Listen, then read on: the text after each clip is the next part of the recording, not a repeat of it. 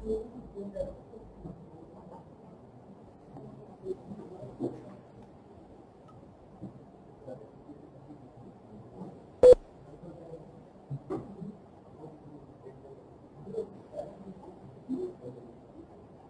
के बारे में पहले हम बात करते हैं। कोई सॉफ्टवेयर हम सीखते हैं तो लिमिटेशन के बारे में जानना जरूरी है कि अगर जो सॉफ्टवेयर सीख रहे हो उसकी मैक्सिमम लिमिट क्या है।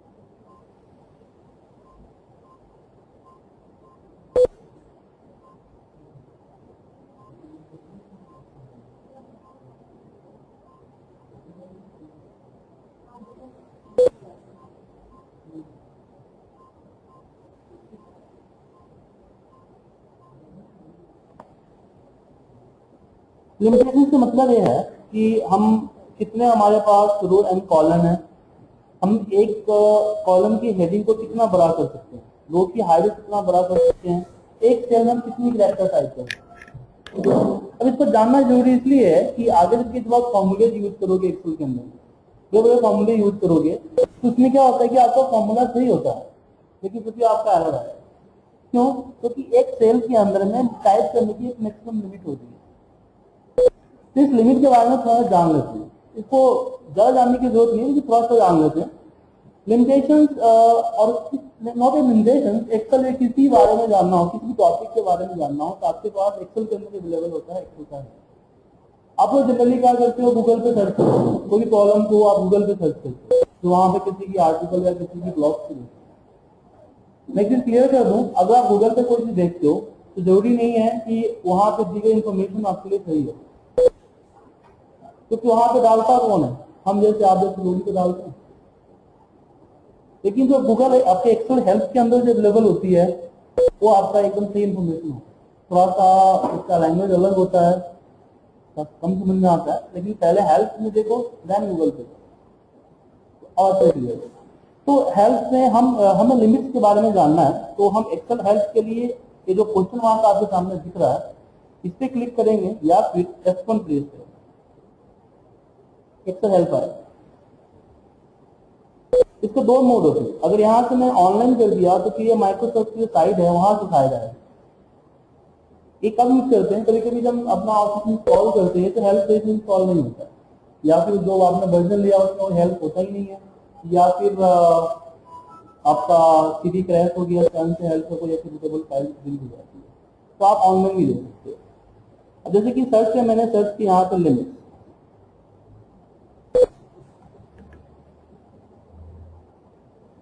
सबसे पहला ही ऑप्शन है आपका, यहाँ पे इसके फीचर्स है, इसकी मैक्सिमम लिमिट है। अब इसमें चीज एक चीज देखिए, यहाँ पे पहले लिखा हुआ है ओपन वर्कबुक, इसके लिमिटेशन यहाँ पे डिफाइन नहीं है। कुछ ऐसे चीज जहाँ जिसकी लिमिटेशन डिफाइन नहीं होती है तो बहुत सारे लोग बोलते हैं अनलिमिटेड। क्या कंप्यूटर में अनलिमिटेड वर्ड एग्जिस्ट करती है? हम सब जानते हैं कि अगर हम एक्सेल में कुछ भी काम करते हैं तो कोई ना कोई स्पेस कंज्यूम करता है हमारे मेमोरी पे, हमारे प्रोसेसर या हार्ड डिस्क। हमारा किसी भी सिस्टम का हार्ड डिस्क, मेमोरी और आपका प्रोसेसर अनलिमिटेड नहीं है, उसका एक लिमिट है। तो अनलिमिटेड वर्ड यूज नहीं करेंगे, वो उसका लिमिट इज नॉट डिफाइंड, लेकिन कुछ भी कर सकते हैं। इस तरह से यहाँ पे आपका है कि एक वर्कशीट कितनी इंसर्ट कर सकते हो, मतलब कि अगर आप जो शीट्स होते हैं, जो डिफरेंट शीट्स, या जब भी कंट्रोल एन करके नई फाइल खोलते हो तो आपको डिफॉल्ट 3 शीट मिल जाए, ऐसे कितने चीज कर सकते हो, इसकी लिमिट डिफाइन नहीं है। बाय डिफॉल्ट आपको 3 या भी जो भी आप सेट करते हो सेटिंग में वो आपको मिलता है। लेकिन जितना ज्यादा आप कहो कि आपकी फाइल की साइज उतनी बढ़ती जाएगी, क्योंकि टाइम बढ़ता जाएगा और आपका सिस्टम हैंग होगा। ठीक है, उस तरीके से यहाँ पे लिमिटेशन है, तो आप हेल्थ से निकाल के स्टेप वाइज स्टडी कर लीजिएगा। ऐसा अलग दिखा है।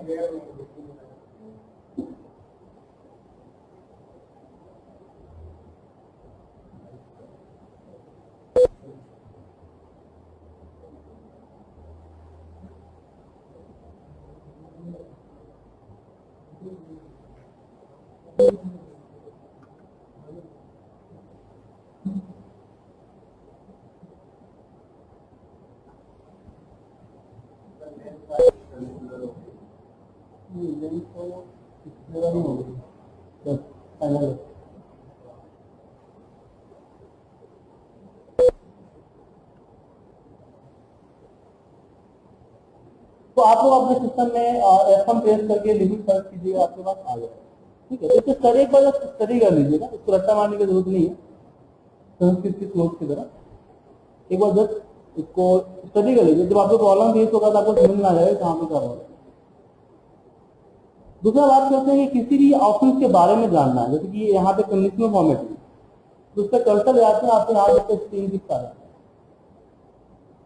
ठीक है, इसके बारे में ज्यादा जानना चाहते हो जस्ट प्रेस F1, तो आपका सर्च करने की जरूरत नहीं है, सर्च करके ऑटोमेटिकली दे इस तरह से आप हेल्प ले सकते हैं, ये जरूरत होता है हमें। अब बात करते हैं शॉर्टकट। शॉर्टकट हम एक ऑप्शन को दो तरीके से अप्लाई करते हैं, एक तो माउस से पॉइंट कर सकते हैं या फिर हम कीबोर्ड शॉर्टकट यूज कर सकते हैं। अगर माउस से आप काम करते हो तो और कीबोर्ड पे काम करते हैं, कीबोर्ड पे अपेक्षा माउस का आपका काम को स्लो कर देता है, मतलब कि 30% का रेशियो नापा गया है जो कीबोर्ड से काम करते हैं जो माउस से काम करते हैं। तो शॉर्टकट कहाँ मिलेगा हमें? शॉर्टकट ये आपको एक्सेल में ही मिलेगा। आप F1 प्रेस करके इस पे सर्च कीजिए, यहाँ भी आपको मिल रहा है एक्सेल शॉर्टकट एंड फंक्शन की, यहाँ पे आपके शॉर्टकट हैं। अगर आप इसको रट्टा ही मार लोगे तो फिर भी आपका इस पर कमांड नहीं आएगा, ये आपकी प्रैक्टिस की होगी। हम दूसरे को सलाह देते हैं प्रैक्टिस के लिए कि आपके ऑफिस आवर में कुछ ऐसा टाइम होगा जहाँ पे कोई भी काम करने का मतलब ये नहीं होगा कि काम कम होगा और काम का डेडलाइन नहीं होगा कि आपको रिपोर्ट बना के अगले 2 घंटे में भेजनी है। उस समय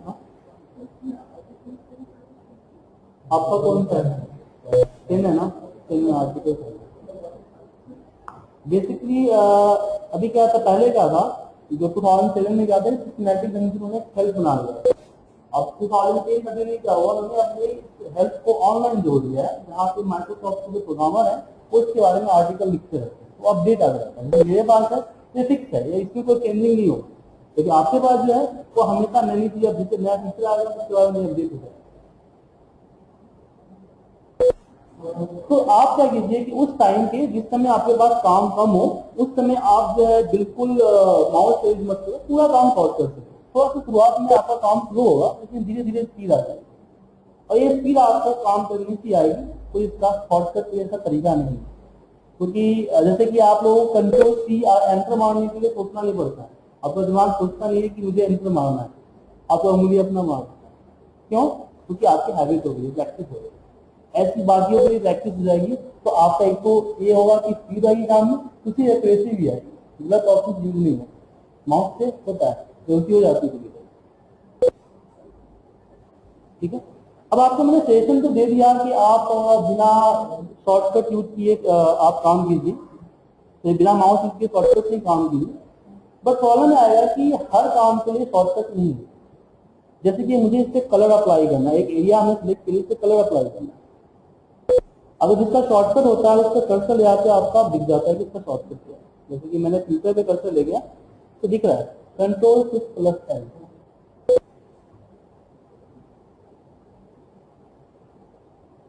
ये इसको बोलते हैं स्क्रीन। किसी भी एक्सेल का ऑप्शन में लगाओगे तो आपको अगर शॉर्टकट है तो शॉर्टकट आपके यहाँ पे दिख जाएगा स्क्रीन के। अब बात यहाँ पे आती है कि अगर मेरे पास शॉर्टकट नहीं है जिसका ऑप्शन का, या फिर इसका याद ही नहीं है, मुझे वापस लिस्ट में देखना पड़ेगा, हेल्प में खोजना पड़ेगा, तो ऐसे शॉर्टकट को आप ऑल्टरनेटिव चीज कर, मतलब कि जो माउस से आप जिस मेनू बार पे क्लिक कर सकते हो उसको कीवर्ड पे जगह भी जा सकते हो। अपने सिस्टम का जैसे आप ऑल की प्रेस करोगे, आप देख रहे हो ऑल की प्रेस करते हैं हर एक मेनू बार के सामने एक यूजर होगा। होम के ऊपर आपका देख रहे हैं जैसे एम पी, ये आपके शॉर्टकट। अगर मैं अपने कीबोर्ड का एस प्रेस करूंगा तो मेरा होम मेनू के जितने भी फीचर्स होंगे वो एक्टिवेट होंगे। ठीक है, मुझे कलर अप्लाई करना है तो जस्ट कलर के सामने भी एस है, एस डालूंगा, देन कलर सेलेक्ट करूंगा और अप्लाई। मैं रिपीट करता हूँ, मैं ऑल्ट की पे जैसे प्रेस किया, मेरा मेनू बार क्रिएट हो गया। मुझे याद करने की जरूरत नहीं है कि इसका शॉर्टकट क्या है, सामने दिख रहा है कि हमें बॉर्डर अप्लाई करना है, तो बॉर्डर किसके अंदर में, होम मेनू के अंदर में, यहाँ। ठीक है, तो होम के ऊपर क्या लिखा हुआ, एच लिखा हुआ है, तो मैं अपने एच प्रेस करूंगा कीबोर्ड का, दो बार प्रेस करूंगा, तो आप देख रहे हैं बॉर्डर के लिए बी है, अगेन बी, और सारा लिस्ट आपको खुल जा रहा है।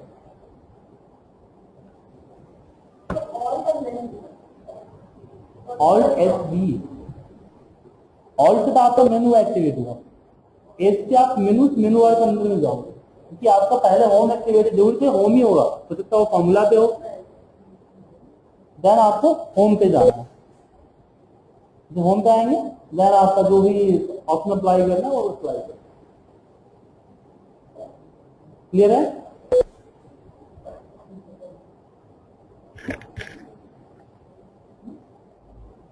अब इसमें एक चीज होता है कि अगर आपको राइट क्लिक करना हुआ तो राइट क्लिक भी आप यहाँ कीबोर्ड से कर सकते हो। पता है राइट क्लिक का ऑप्शन कहाँ होता है? पता है आप लोगों को राइट क्लिक कहाँ होता है? ये राइट क्लिक, ये आपका पड़ता है ऑल्ट और कंट्रोल के बीच में।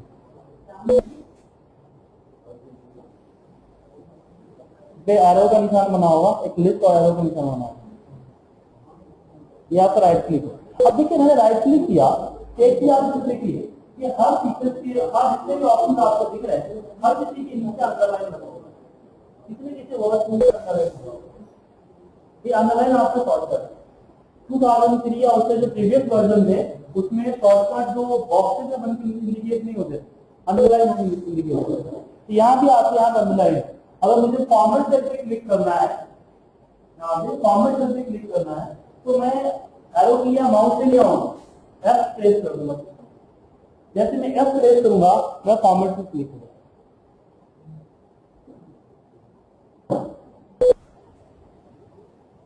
ठीक है, और फॉर्मेट सेल के अंदर जाने के लिए मैं टैब यूज कर सकता हूँ, टैब एंड एरो की यूज करूंगा।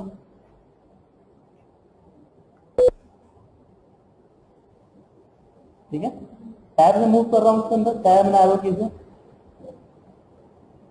अगर मुझे यहाँ पे अलाइनमेंट में जाना है, अभी क्या नंबर फॉर्मेटिंग में हूँ, नंबर की करेंसी में वापस अलाइनमेंट में जाना है, तो यहाँ पे मैं करूंगा कंट्रोल टैब, कंट्रोल टैब।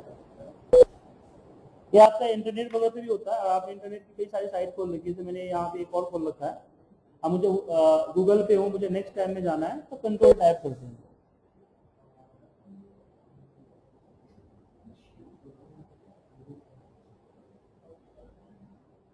ठीक है, उसके बाद मुझे फॉन्ट पे जाना, तो टैब से इसके अंदर मूव करूंगा मैं, नॉर्मल टैब है एरो की से, और नेक्स्ट फॉन्ट पे जाना है, बॉर्डर पे जाना है, ऐसे जा सकते हैं। लेकिन अगर वापस आना आपको, मुझे वापस फॉन्ट पे आना है, तो याद रखिएगा शिफ्ट हमेशा रिवर्स से काम करता है। शिफ्ट सिंगल उसका कोई यूज नहीं है, किसी न किसी के साथ लगता है, जिसके साथ लगता है उसको रिवर्स कर देता है। और देखिए कंट्रोल टैब हमारा जो चल रहा है, अगर कंट्रोल टैब के साथ शिफ्ट दबा दूं तो कंट्रोल टैब रिवर्स हो जाएगा, मतलब कि पीछे आ जाएगा। शिफ्ट के कंट्रोल शिफ्ट टैब करेंगे, हाँ शिफ्ट किसी के साथ रिवर्स होता है। जैसे कि आप यहाँ पे अगर ए लिखते हो, अगर आपका यहाँ पे स्मॉल ए है, शिफ्ट के साथ करोगे तो इससे रिवर्स हो जाता है। शिफ्ट बनाइए रिवर्स के लिए, हाँ shift control shift tab, control tab से आगे जा रहे हो, रिवर्स करने के लिए आप उसके साथ सिर्फ शिफ्ट प्रेस कर दो। क्लियर है? अब जैसे कि एरो की मूव करने के लिए, सॉरी कर्सर को मूव करने के लिए आप एरो की यूज करते हो। कभी कभी ऐसी सिचुएशन बन सकती है कि आपका एरो की खराब हो गया, या फिर स्क्रॉल लॉक दबा हुआ, आपका एरो की वर्क नहीं कर रहा है, इसको लॉक ऑफ नहीं हो रहा है, किसी भी रीजन हो सकता है, तो कर्सर मूव कैसे करोगे? Have any idea? प्रॉब्लम आ सकती है कभी ऐसी कि आपका एरो की मूव ही नहीं कर रहा है। टैब से हम आगे बढ़ेंगे, एंटर से नीचे आएंगे। हमने बताया आपको रिवर्स के लिए क्या करते हैं, शिफ्ट। तो टैब से जो हमारा लेफ्ट टू राइट चल रहा है, देन राइट टू लेफ्ट आएगा, tab and shift, tab and shift. Tab से हमारा लेफ्ट टू राइट जाता है ना,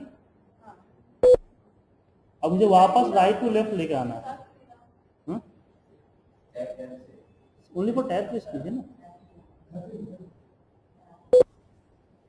वापस शिफ्ट टैब से पीछे जाए, एंटर से नीचे आता है, शिफ्ट एंटर से ऊपर जाता है। हाँ, शिफ्ट हमेशा रिवर्स से काम करता है।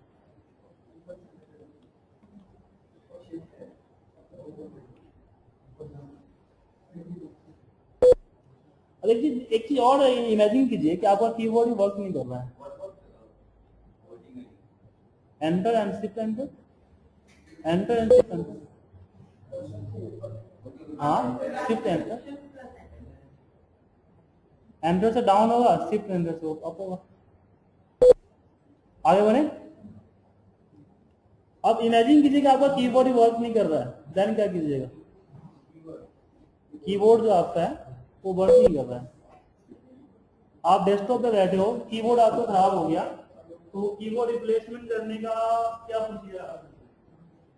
सबसे पहले एक स्टिकर रेज करोगे, आईटी टीम आएगी, तो खा के देखेगी चल रहा है नहीं चल रहा है, फिर बोलेगी हार्डवेयर रिप्लेसमेंट फॉर्म भरो, वो फॉर्म आपके एचओडी के पास जाएगा, वो अप्रूव करेगा, वो एडमिन एचओडी के पास आएगा, वो फिर इसके पास आईटी एचओडी के पास, देन वो साइन करके एडमिन भेजेगी, एडमिन परचेज ऑर्डर बनाएगा, वेंडर के पास जाएगा, वेंडर डिलीवरी करेगा, admin again store, again IT, then मैंने कम से कम कितना ही फास्ट सर्विस क्यों ना हो, 24 दिन तो लग जाएंगे, तो काम कैसे करोगे?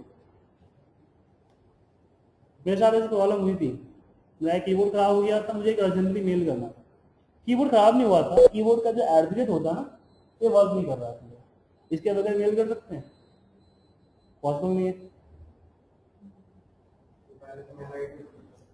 बेसिकली बेसिकली हमारे पास जो आईडी आउटलुक थी, उस आउटलुक में ऐसा सिस्टम नहीं था, और मेल आईडी शो नहीं करती थी,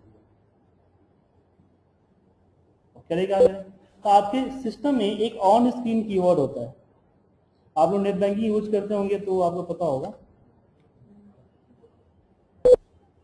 वर्चुअल कीबोर्ड इसको बोलते हैं, ये आपके सिस्टम में होता है, जिसको आप पूरा माउस से यूज कर सकते हो। ये कौन सा ऑपरेटिंग सिस्टम है आपके पास?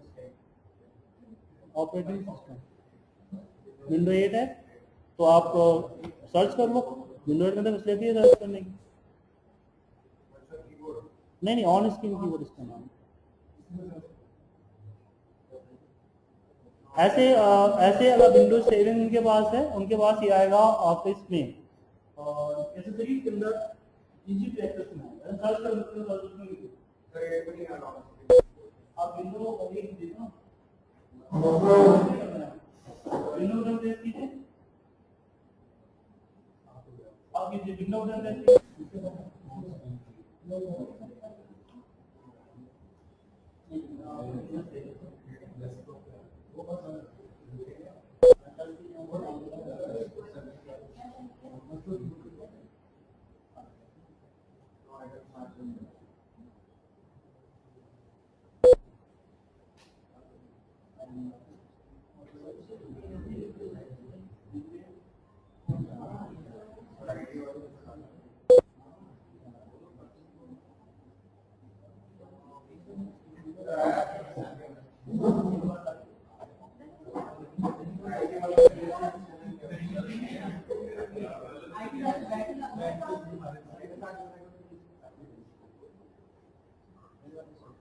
ओके। तो इसका यूज मतलब ये समझिए ना कि आपके पास रिसोर्सेज जो है उसका पता होना चाहिए, कभी भी सिचुएशन बन सकती है।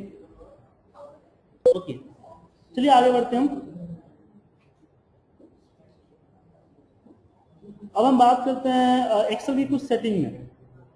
अब सेटिंग को इसलिए बात कर रहे हैं कि जब भी कोई नई चीज लेते हैं तो उसकी अपने अकॉर्डिंग को सेट करते हैं। आप सेलफोन भी खरीदते हो तो उसका रिंगटोन वायर बफर सेट करते हो। सेट तो पहले से भी आता है क्योंकि आप अपने अकॉर्डिंग सेट करते हो। इस तरह एक्सेल की भी अपनी एक सेटिंग है जो कि माइक्रोसॉफ्ट ने सेट करके दिया है, तो उन्होंने ग्लोबल सेट किया। आप अपने अकॉर्डिंग सेट कर सकते हो जिससे आपकी जो कुछ कॉलम्स है, कुछ कॉलम्स जो क्रिएट होती है वो हो जाती है।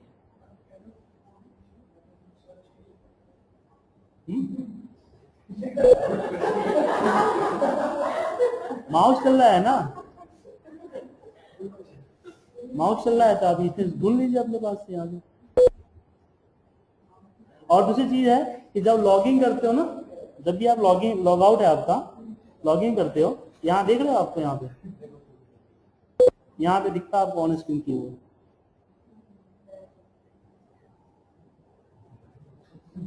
सर्च करने की जरूरत नहीं है आपको। मैं 7 और 10 में तो जानता हूँ, XP में पता नहीं, याद नहीं है, आगे काफी टाइम हो गया यूज किए हुए।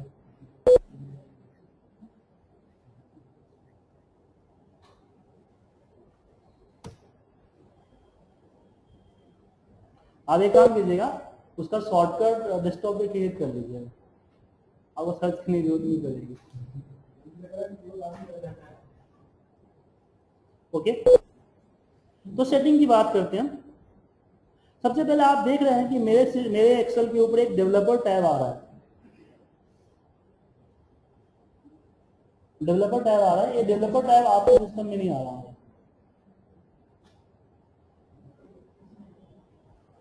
आपका व्यू तक ही होगा, व्यू के बाद नहीं होगा। या भी बहुत चीज है, जैसे कि आप किसी का इंटरव्यू ले रहे हो, आप चाहते हो कि जो स्क्रीन टिप्स है ये स्क्रीन टिप्स ना है। हम किसी का इंटरव्यू लेते हैं तो यही करते हैं, स्क्रीन टिप बता देते हैं। हाँ, उसके बाद टेक्निकल टेस्ट वगैरह होते हैं ना, जैसे कि हमारे कोई ऑप्शन पूछ दिया मैंने, उसको पता नहीं है तो वो देख के तुक्का ना मारे। तो इस तरह की चीजें करने के लिए, या फिर जो नंबर ऑफ सीट्स जितने हो रहा है, मान लो कि आपको 3 सीट आता है, चाहते कि 3 नहीं 4 आए या 5 आए वन टाइम ओपनिंग करते समय। या जो डिफॉल्ट सेविंग लोकेशन आप कंट्रोल एस करते हो तो आपको माई डॉक्यूमेंट जाता है, आप चाहते कि माई डॉक्यूमेंट डिफॉल्ट लोकेशन ना है, मेरा डिफॉल्ट डीसी ड्राइव है। इस तरह की जो सेटिंग है जिससे आपका काम थोड़ा आसान हो जाता है, ये सेटिंग मैं आपको कराता हूँ। सबसे पहले बात करते हैं हम एक्सेल के जो सेटिंग होता है एक्सेल ऑप्शन, क्योंकि जनरली आपको सेव एज ओपन इसको करने तो आता ही होगा, इतना तो आता ही होगा। तो उसको स्किप करते हैं।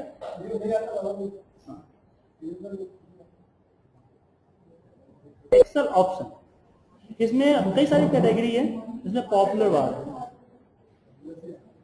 इसमें देखिए यहाँ पे आपको दिख रहा है दोस्तों developer time in the ribbon.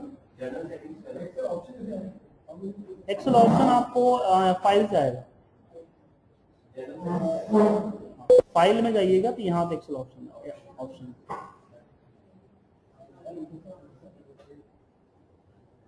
तो एक्सेल ऑप्शन में आप यहाँ पे देखिए एक चीज है, यहाँ पे डेवलपर टैब है आपके पास, तो developer tab in the ribbon, इससे करते आपको डेवलपर टैब है। देखिए अगर आपके पास 2010 है या 13 है तो फिर आपको डेवलपर टैब वहां नहीं आएगा, ये टैब आपको आएगा कस्टमाइज रिबन में। 2010 जो यूज कर रहे हैं उनके पास कस्टमाइज रिबन है, तो उसमें ऑप्शन आता है।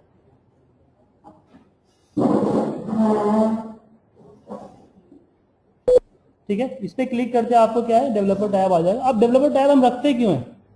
आप लोगों ने मैक्रो का नाम सुना होगा, मैक्रोज नहीं सुना है तो सुन जाइए एक बार मेरे। और यहाँ पे आ गया एक्सेल के अंदर आपको बटन्स वगैरह यूज करने हैं, टेक्स्ट बॉक्स, कॉम्बो बॉक्स, ये चैप्टर में डायनेमिक चार्ट में पढ़ाऊंगा आपको, तो उस समय जो है आप इसका यूज कर सकते हो। तो डेवलपर टैब से ही हैंडल होता है जो प्रोग्रामिंग।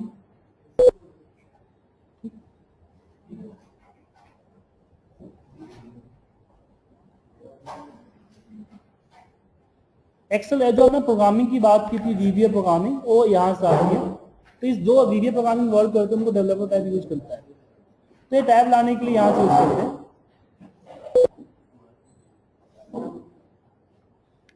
उसके बाद आप देख रहे हैं 2007 का जो कलर है ब्लू है, आप 3 कलर में चेंज कर सकते हो इसको, सिल्वर, ब्लैक।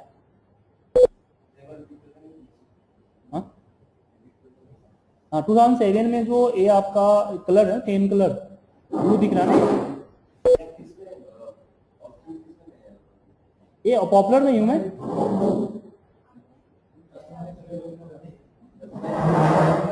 कस्टमाइज इमेज से तो मैंने बताओ, टॉपिक खत्म हो गई वो तुम्हारी।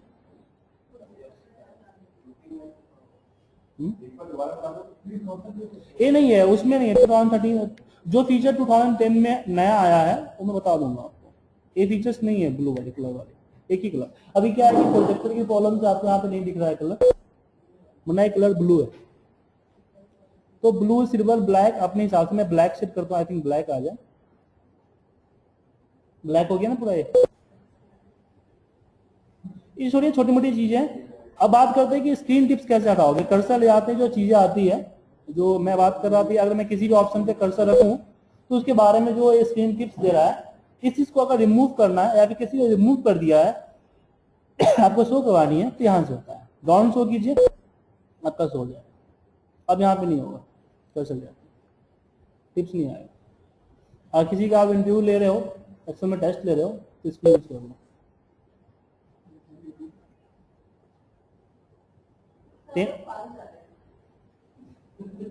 आप बताइए क्या प्रॉब्लम आ रही है यहाँ पे।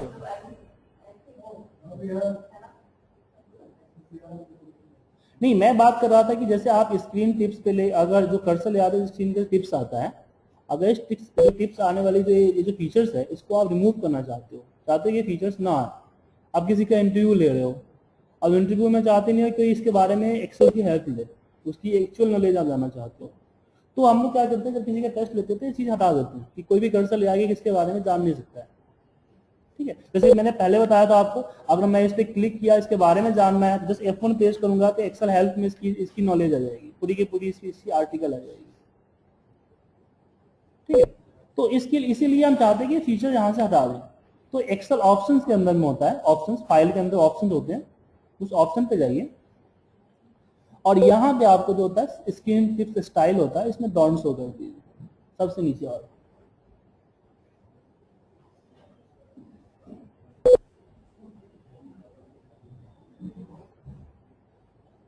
ठीक है,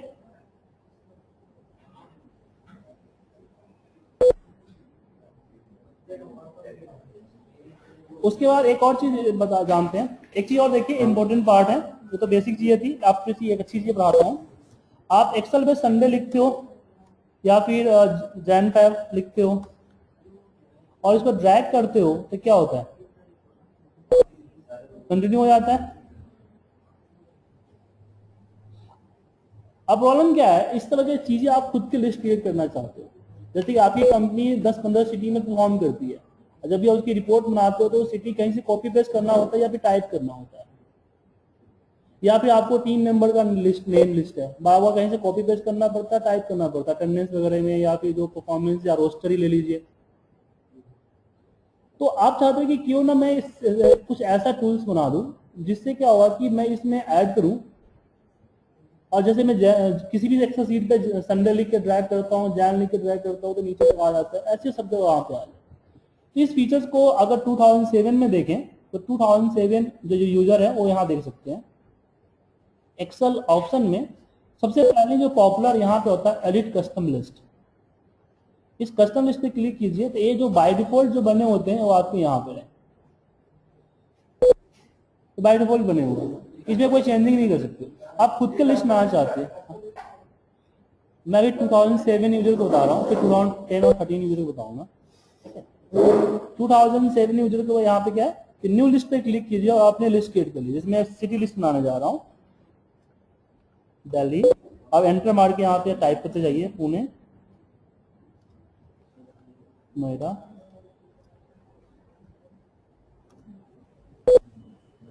ठीक है। मैं जब हमारा लिस्ट टाइप हो जाएगा तो हम यहाँ पे ऐड कर सकते हैं, या फिर ऑलरेडी कहीं पे आपका टाइप किया हुआ है, जैसे लिस्ट चलो 5-10 है तो आप टाइप कर लोगे, जहाँ पे 100-150 होगा तो वहाँ पे दिक्कत होगी टाइप करने में, तो आप इंपोर्ट भी कर सकते हो। वो फाइल ओपन कर लो, उसके अंदर जाओ और फिर यहाँ सेलेक्ट करके इंपोर्ट कर सकते हो। तो एक तो आप मैनुअल टाइप कर लो या फिर किसी लोकेशन से इंपोर्ट कर लो, ऐड कीजिए, यार यहाँ पे ऐड आ गया। अब मैं कहीं भी किसी भी एक्सेल फाइल के अंदर में हम दिल्ली लिखते हैं, तो दिल्ली लिख के ड्रैग करेंगे, कंटिन्यूस हो जाएगा। ठीक है, अब बात आती है 2013 और 10 के यूजर कैसे यूज करेंगे। कहीं कहीं भी कर सकते हो आप, जिस तरीके से संडे मंडे यूज करते हो ना, इसको यूज कर सकते हो। जो नहीं कहा आप दिल्ली से स्टार्ट करो, अब किसी से स्टार्ट कर दो, वहीं से कंटिन्यू हो। क्लियर है, आगे बढ़े। 2010-13 को ये ऑप्शन जो है ये आपको एडवांस में मिलता है,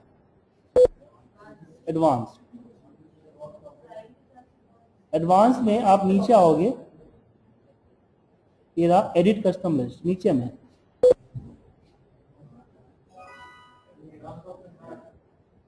इस साइड में नहीं दिख रहा। एक्सेल ऑप्शन क्या खोला आप लोगों ने, फाइल में ऑप्शंस, देन एडवांस,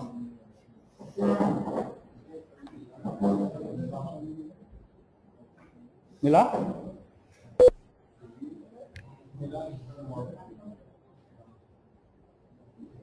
मैं दोबारा बताता हूं कैसे लाया मैं। एक्सेल ऑप्शन, ऑप्शन खुलते हैं, यहां पे दिख गया, और इसी में देखिए आप लैंग्वेज के नीचे एडवांस आते हैं,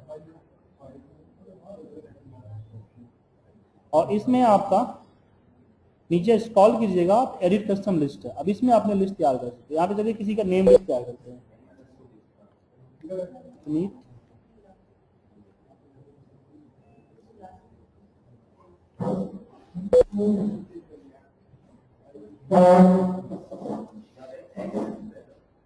हाँ, न्यू लिस्ट पे जाके ऐड कर सकते हो,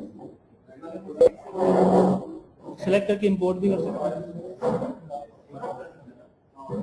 हाँ ठीक है, लास्ट में इसको ऐड कर दीजिए। अब इंपोर्ट भी बता देता हूं, इंपोर्ट कैसे करोगे।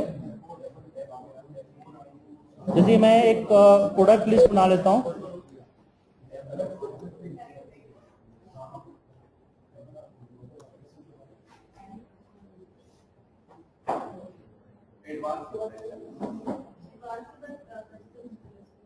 स्क्रॉल कीजिए, नीचे आएगा, ध्यान से देखिए थोड़ा,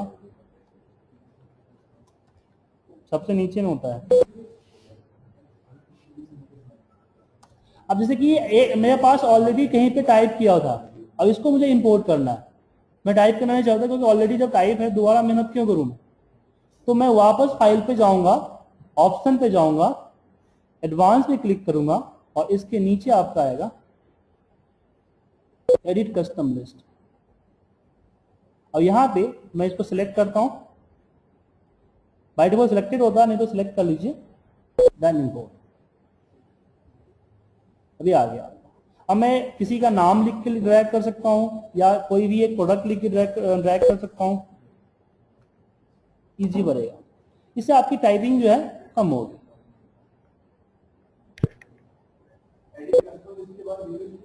हाँ, न्यू पे क्लिक करके ऐड कर लीजिए ना, आगे तो आप लोग समझदार हैं।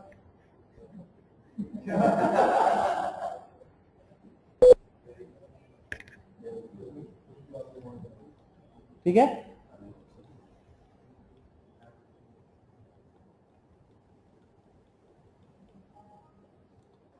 अब बात करते हैं, अब यहाँ पे कुछ चीजें और हैं, देख लीजिए। अब ये चीज छोटी मोटी चीजें हैं, यहाँ पे जब जर्नल पे आप आते हैं तो यहाँ पे आप देख रहे हो ना, इंक्लूडिंग नंबर ऑफ शीट्स, ये होता है कि आप एक बार में जब ओपन करते हो तो कितने शीट्स मिलते हैं, यहाँ से पता चलता है आपको। यहाँ पे अगर मैं 3 कर दूं तो मुझे 3 मिलेगा, या 5 कर दूं तो जब भी मैं कंट्रोल N करूंगा मुझे 5 मिलेगा, 255। मतलब रखिए, पता चल जाएगा। ठीक है, अब मैं कंट्रोल N करूंगा मुझे यहाँ पे 5 मिलेंगे।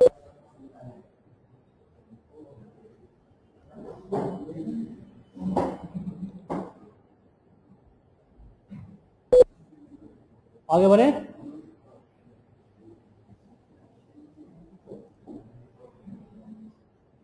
अब इसमें एक चीज और है, अब कोई भी फाइल, जैसे कि यहाँ पे डेटा है, अब मुझे कैसे पता चलेगा इस डेटा के अंदर में क्या है, किसका डेटा है। जनरली देखा गया है कि आप लोग अपने ऑफिस आवर का कम से कम 20 से 30% टाइम सिर्फ फाइल को ढूंढने में लगाते हैं। कौन सा फाइल? अगर मान लीजिए कि एक दिन आपका काम कोई और कर रहा है आपके सिस्टम में बैठ के, तो दिन में कम से कम 20 बार फोन करेगा आपको कि फलाना फाइल कहाँ पे रखा हुआ है। और आप एक दिन छुट्टी पे चले गए तो आपकी छुट्टी नहीं रहेगी, फिर वो फोन तो अटेंड करना ही है। अब कोई आपका काम कर रहा है तो फोन कैसे अटेंड करोगे? तो इसका सोल्यूशन निकाला आपने कि क्या कुछ सोल्यूशन होना चाहिए?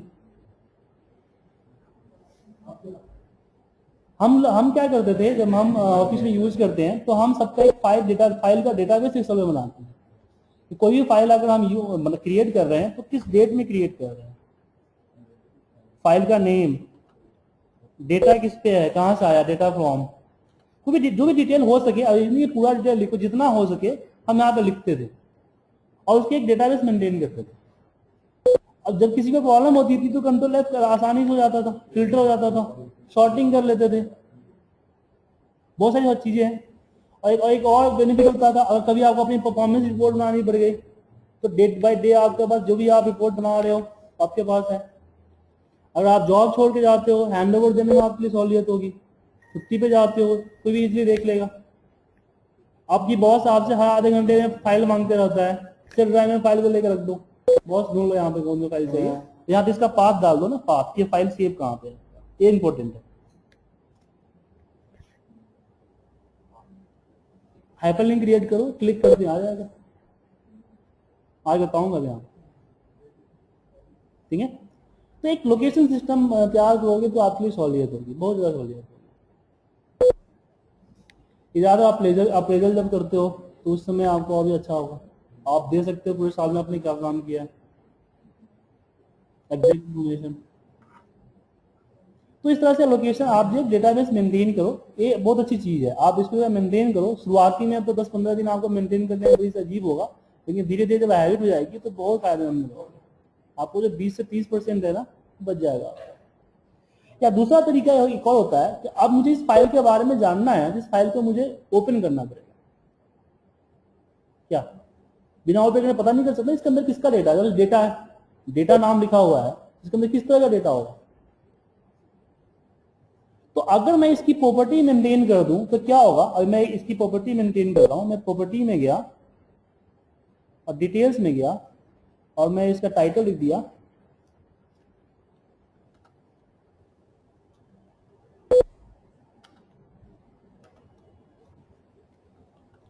एक सिंपल सा मैंने इसे लिख दिया। अब जैसे मैं इस पे कर्सर लेके जाऊंगा तो क्या दिखेगा? देखिए, सैंपल डेटा फॉर एग्जांपल दिख रहा है आपको। अब इस फाइल को ओपन करने की जरूरत है?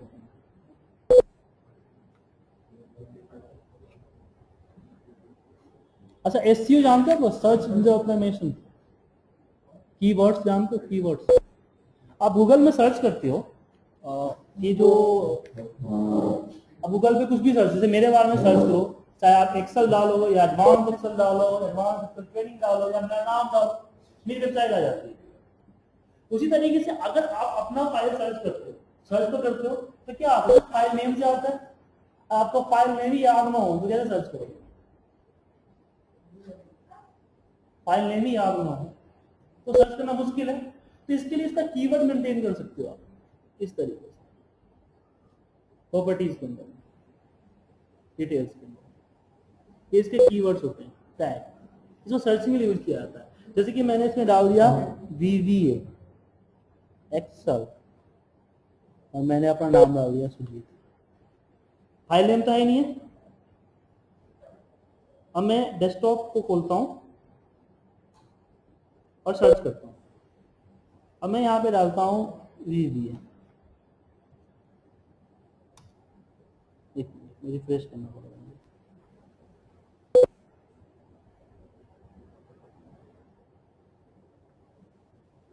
आ गया, क्योंकि फाइल नेम तो VBA नहीं है।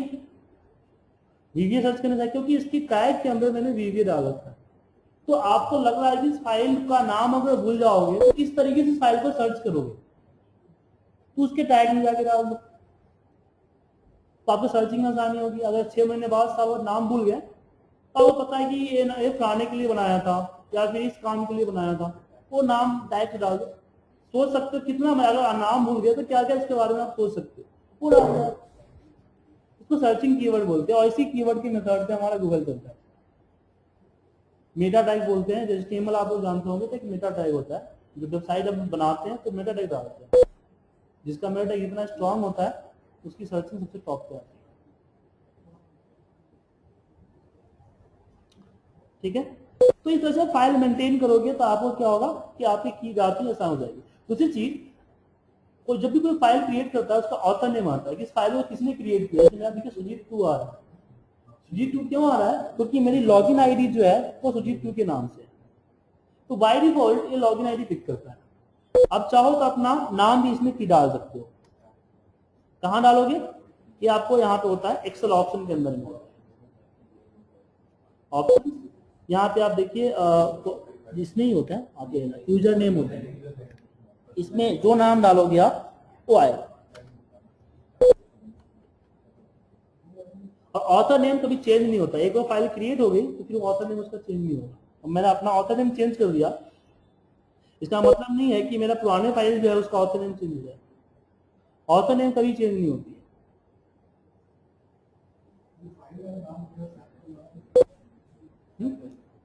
क्या टाइटल डाला था, टाइटल डाल दीजिए, कुछ भी डाल दीजिए, उसमें बहुत सारे ऑप्शंस हैं। देखिए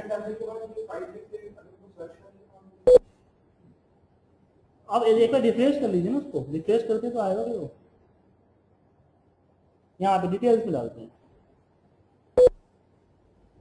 ठीक है।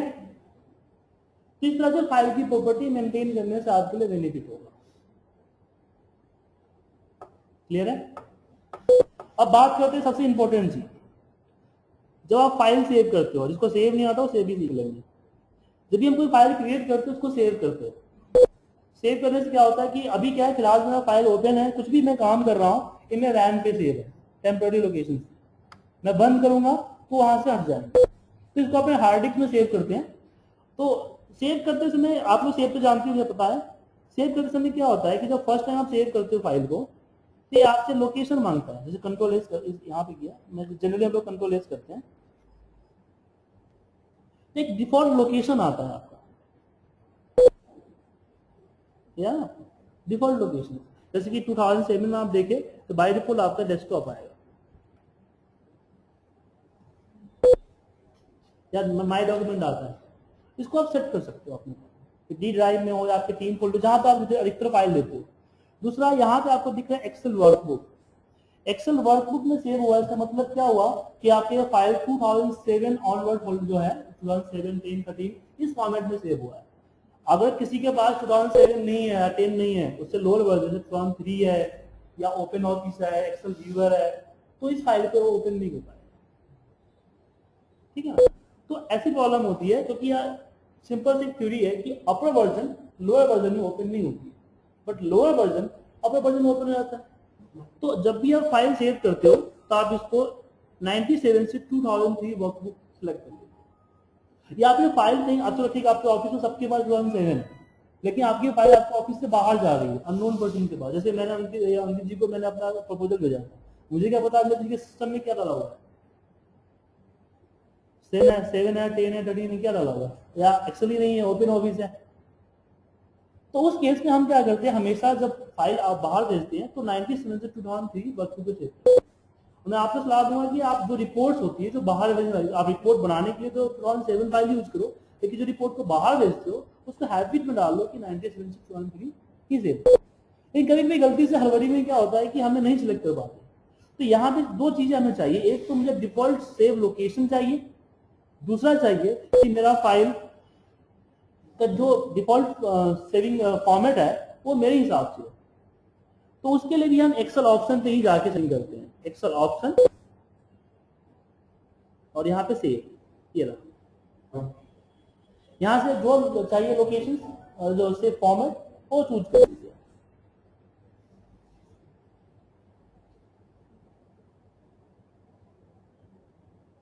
उसके बाद जो सेविंग लोकेशन का पाथ लेके यहाँ कॉपी पेस्ट मार दीजिए।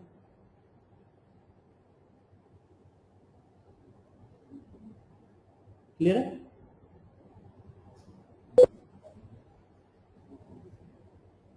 तो ये आपके लिए इंपॉर्टेंट बात होगा। और तो कोई जिस फोल्डर है उस फोल्डर को खोलिए, ऊपर आ जाएगा एड्रेस बार में। क्लिक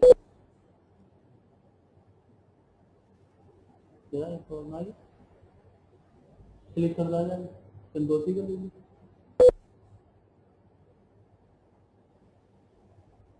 उसके बाद एडवांस में कुछ छोटी मोटी चीजें हैं, इसको अधिकतर हम लोग अपने बॉसेस को परेशान के लिए यूज करते हैं, उनके सिस्टम में चेंज कर देते।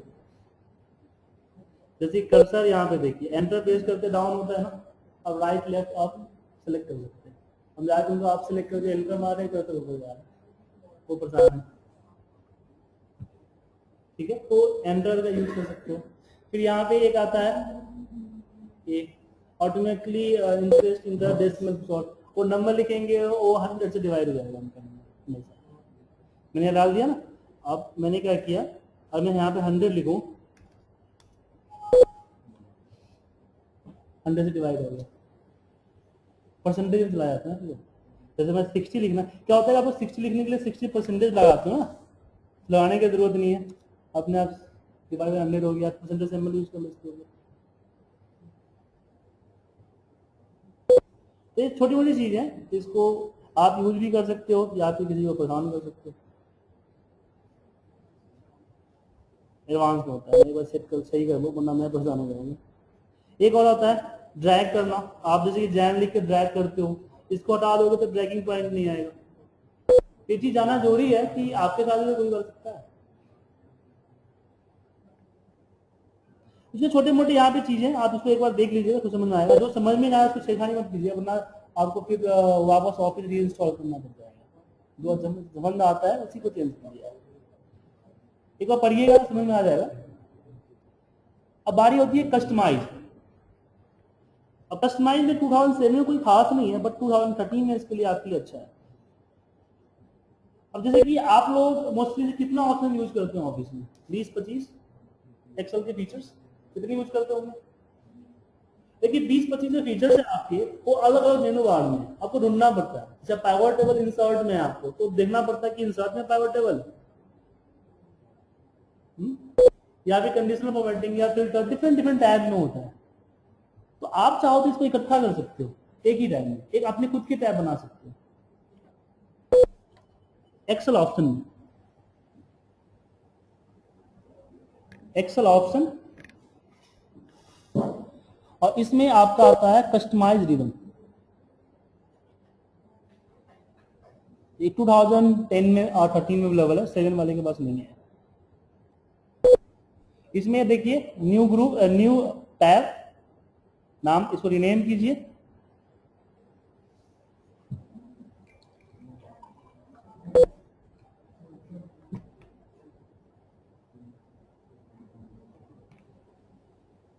मैं इसको रिनेम कर देता हूं।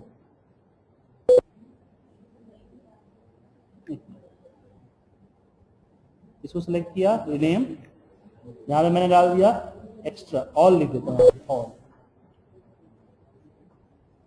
उसके बाद इसमें, अब इसमें से एक एक टैब, इसमें से एक एक टैब इंसर्ट करते जाइए जो भी फीचर्स आपके हैं। ऑल कमांड पे क्लिक कीजिए और जो फीचर चाहिए वो फीचर एक एक करके इंसर्ट कर लीजिए। या पूरा पूरा ग्रुप करना चाहते हैं तो यहाँ पे आपका आता है, जैसे फाइल टैब से कुछ लेना है आपको तो फाइल टैब, इसमें एक नीचे आता है आपको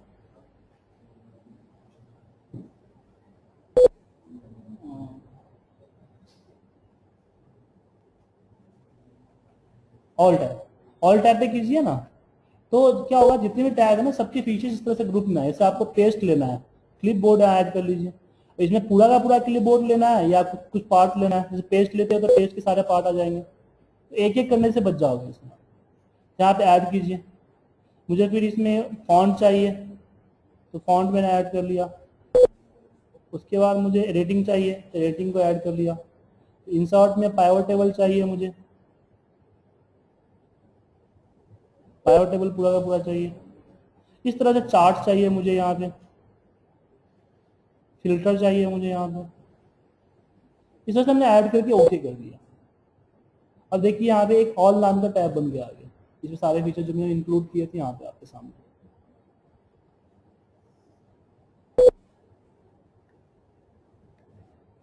इससे बेनिफिट होगा कि बाकी टैबों पे जाने की जरूरत नहीं है, आप एक ही टैब में इसका यूज कर सकते हो, तो कस्टमाइज कर सकते हो अपने हिसाब से अपने सेटिंग्स को। क्लियर है? आगे बढ़े। अब बात करते हैं हम आगे होम मेनू में पेस्ट स्पेशल क्लिपबोर्ड की। कॉपी पेस्ट करना तो आप लोग जानते ही हो, कोई पेस्ट नहीं जानते? चलिए मैं बता देता हूँ आपको।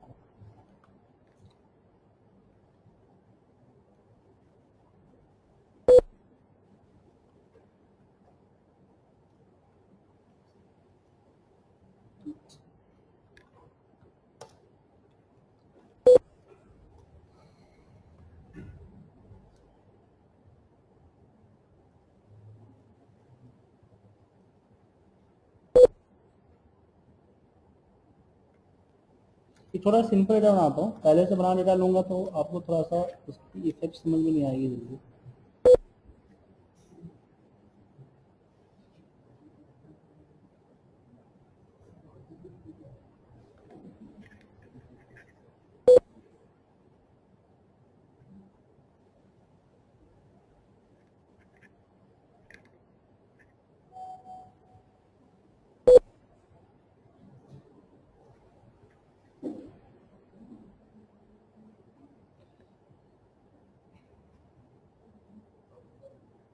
इसकी फॉर्मेटिंग लेता हूँ, बॉर्डर वाला कलर वाला यहाँ से यूज कर लेता हूँ, बोल्ड टैलिक अंडरलाइन, ये फॉर्मेटिंग यहाँ से यूज कर सकते हो आप, जैसे फॉर्मेटिंग चाहिए। ये सारे फॉर्मेटिंग है अलाइनमेंट वगैरह की। अब एक बार इसको यूज करोगे इसका इफेक्ट समझ में आ जाएगा क्या इफेक्ट है।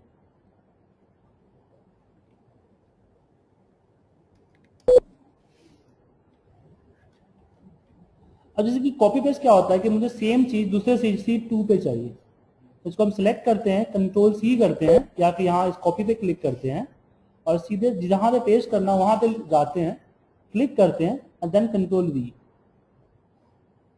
तो क्या होता है जैसा यहाँ पे था सेम चीज आपके यहाँ पे आ जाता है, दोनों सेम। कंट्रोल वी, वी को वैल्यू, यहाँ पे पेस्ट यहाँ पे लिखा है ना, इस पे क्लिक करें। अब कोई पेस्ट समझ में आ गया? Paste special. अब क्या होता है जब हम कॉपी करते हैं तो हमें क्या होता है कि भैया इसमें क्या है कि सब चीज आता है, मुझे इसमें से कुछ चीजें चाहिए, हर चीज नहीं चाहिए। जैसे कि मुझे इसमें की फॉर्मेटिंग नहीं चाहिए, इसका बॉर्डर नहीं चाहिए, या इसकी फॉर्मूले नहीं चाहिए, या सिर्फ फॉर्मूले ही चाहिए, वो आपका पेस्ट स्पेशल कहलाता है। तो जैसे कि मैंने राइट क्लिक किया और पेस्ट स्पेशल करते हैं, या फिर यहां से भी आ सकते हैं पेस्ट स्पेशल, इसके टाइप के नीचे होता है, ये आपके पेस्ट है। अगर मैंने फॉर्मूला कर दिया तो जस्ट फॉर्मूला है, क्योंकि फॉर्मूला बार में, इसको फॉर्मूला बार बोलते हैं, फॉर्मूला बार में जो चीज दिखता है वही आएगा आपका। अगर मैंने पेस्ट जो वैल्यू किया,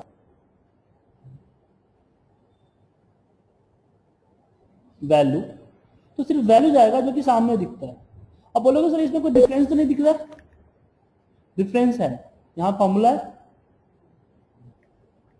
यहाँ पे फॉर्मूला नहीं।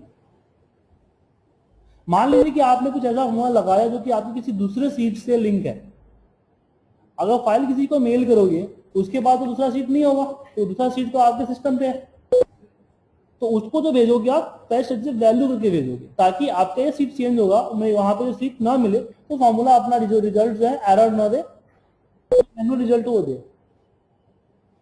तो पेस्ट से वैल्यू इसलिए करते हैं फॉर्मूले को रिमूव करने के लिए। लेकिन अगर मान लीजिए कहीं पे फॉर्मूला लगा हुआ है, उसी का फॉर्मूला रिमूव करना, मुझे देखिए ये जो फॉर्मूला लगा हुआ है इस फॉर्मूले को रिमूव करना, क्योंकि ये फॉर्मूला इससे कनेक्टेड है।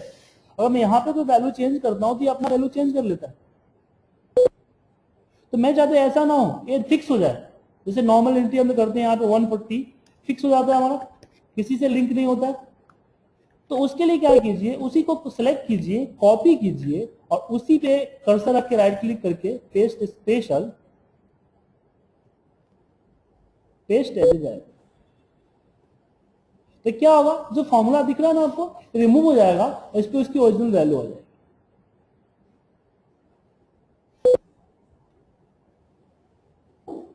क्लियर है? तो आप पेस्ट एज ए वैल्यू जो है कहीं और भी कर सकते हो, जहां कॉपी करते हो वहीं पे कर सकते हो। कहीं और करोगे तो उसकी कॉपी बना के वैल्यू देगा, और जिस पे कर दिया तो उसको ही रिप्लेस कर देगा। तो एज पर रिक्वायरमेंट्स का यूज कर सकते हो आप।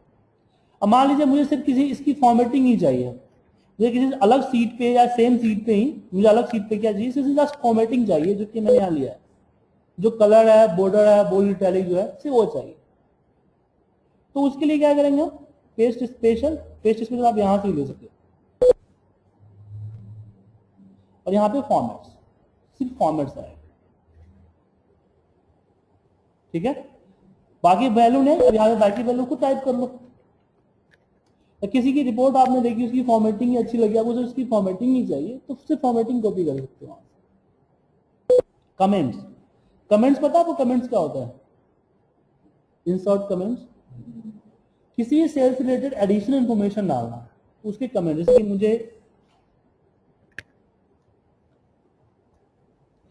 इस पे मुझे कुछ कमेंट डालना है ताकि यूजर को जब देखना चाहे देख सकता है, तो कमेंट होता है आपका यू के अंदर में, न्यू कमेंट, या तो राइट क्लिक करके आप यहां से इंसर्ट कमेंट कर सकते हैं।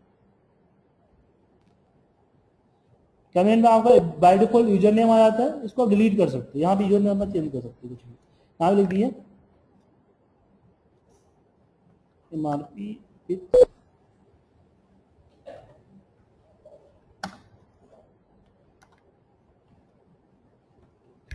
ठीक है, अब ये इंफॉर्मेशन दिखेगा नहीं, कब दिखेगा? जब मैं इस पर कर्सर लेके जाऊंगा। तो एडिशनल इंफॉर्मेशन, तो मान लीजिए एक इस सेम चीज को कहीं कॉपी करना चाहते हो आप, यहाँ पे कॉपी करना चाहते हो, लेकिन मैं चाहता हूँ इसकी फॉर्मेटिंग, वैल्यू, फॉर्मूला कुछ ना, जस्ट इसकी कमेंट्स है। तो इसको सिलेक्ट करेंगे, राइट क्लिक, पेस्ट स्पेशल, और यहाँ पे कमेंट सिलेक्ट कर लेंगे। तो क्या होगा, जस्ट कमेंट आएगा और कुछ नहीं आएगा।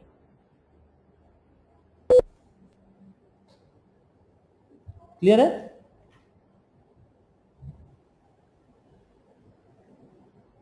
विदाउट, तो कमेंट आएगा आपका। उसके बाद आगे बढ़ते हैं, कॉलम बिट्स। आप लोग क्या करते हो, कोई रिपोर्ट बनाते हो, कुछ बनाते हो, उसकी कॉलम की साइज अपने अकॉर्डिंग फिट करते हो ताकि वो एक पेज से प्रिंट आउट आ जाए। कॉलम बहुत बड़ा है तो छोटा कर लेते हो उसके साइज के अकॉर्डिंग, उसको बना देते हो। अगर कॉपी करते हो कहीं पे तो उसके साथ इसका कॉलम विड्थ नहीं आता।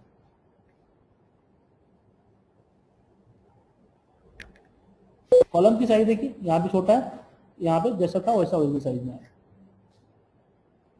तो जब कॉलम विड्थ चाहिए कि जैसे वहां पे कॉलम विड्थ था, मैं दोबारा सेटिंग ना करूं, तो उसके लिए राइट क्लिक कीजिए, इसी के ऊपर पेस्ट स्पेशल, और यहाँ पे कॉलम विड्थ।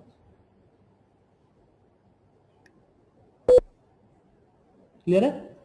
अच्छा, पेस्ट जैसे वैल्यू आप लोग यूज करते हो? मुझे लग रहा है आप पेस्ट की वैल्यू यूज करते हो, जनरली लोग इसको यूज करते हैं। करते हो? अच्छा, कभी डिट को पेस्ट में वैल्यू किया है आपने?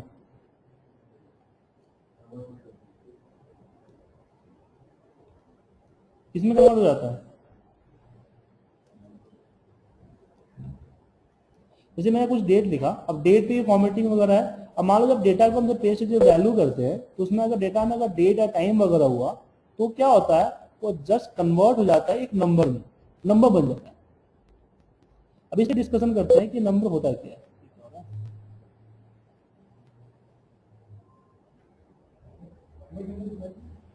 हम सब बताएंगे, सब बताएंगे, जितना हम सही बताएंगे, जितना आप सीख सकें।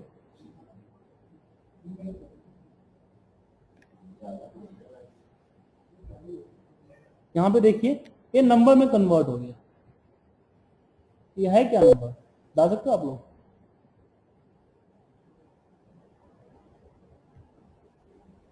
ऐसा क्यों हुआ? हमें पता है कि फॉर्मेटिंग वगैरह हट गया, पेस्ट वैल्यू काम से फॉर्मेटिंग से हटाना। जब डेट को पेस्ट करते हो तो आपको इसमें आ जाता है। तो चलिए इसमें से छोड़ते हैं, एक चीज और देखते हैं। एक्सेल कहता है कि अगर कोई भी नंबर के साथ आपने किसी भी तरह का कोई कैरेक्टर जोड़ दिया तो टेक्स्ट हो जाता है, और इस पे आप किसी भी तरह का मैथमेटिकल कैलकुलेशन नहीं कर सकते, नहीं कर सकते हो। और जब यहाँ पे हम कुछ डेट लिखते हैं, जैसे यहाँ पे लिखा 1 जून, हमने यहाँ पे 1 जून लिखा, और इसमें अगर मुझे 10 दिन जोड़ने हैं तो मैं इसको इजीली से जोड़ सकता हूं, रिजल्ट आ रहा नहीं। क्यों नहीं आ रहा? क्योंकि यहां भी तो वही है ना, डैश JUN, ये तो ये करेक्टर है। तो एक ये चीज है ना, इसीलिए वो आ गया। क्या करता है सिस्टम में, अगर आप डेट डालते हो तो डेट को एज ए नंबर में एक्सेप्ट करता है, कन्वर्ट कर देता है।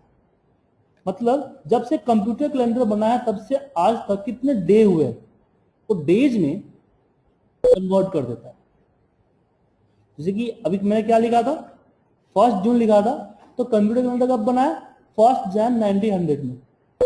तो कंप्यूटर कैलेंडर जब से बना है तब से, और जो डेट लिख रहे हो उतने दिन तक इतने डेज हुए।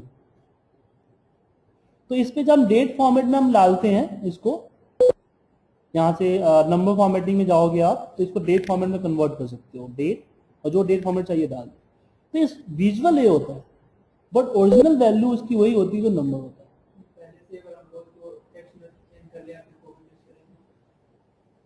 अगर सेल ऑलरेडी टेक्स्ट में है और आपने कॉपी पेस्ट किया सेल को, अगर आप पेस्ट ऑल कर रहे हो, कॉपी पेस्ट कर रहे हो, तो सेल के साथ सेल की प्रॉपर्टी भी आती है, तो पूरा जैसा वहां पर ऐसा आएगा। अगर आप पेस्ट जो वैल्यू करते हो तब आपका जैसा टेक्स्ट की प्रॉपर्टी थी तब उस प्रॉपर्टी में आएगा, नहीं आएगी। हाँ, आगे अगर डेट फॉर्मेट में है तो आ जाएगी।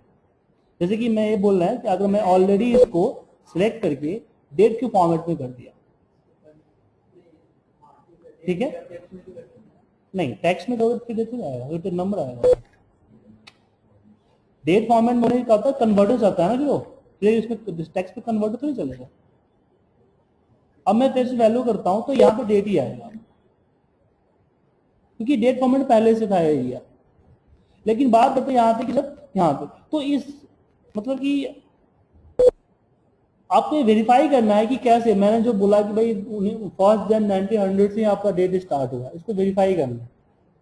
किसी ने बोला कि ऐसा हो नहीं सकता, ऐसे कैसे बोल रहे हो, तो आप वेरीफाई कर सकते हो। कैसे? आपने यहां पे लिखा एक दिन 1, अगर मैं 1 को डेट फॉर्मेट में कन्वर्ट करता हूं, तो भी डेट फॉर्मेट में, तो क्या आ रहा है?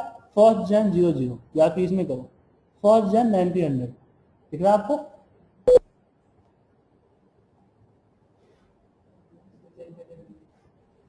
इसको वापस नंबर फॉर्मेट कर दो, जनरल कर दो, कन्वर्ट हो जाएगा 1।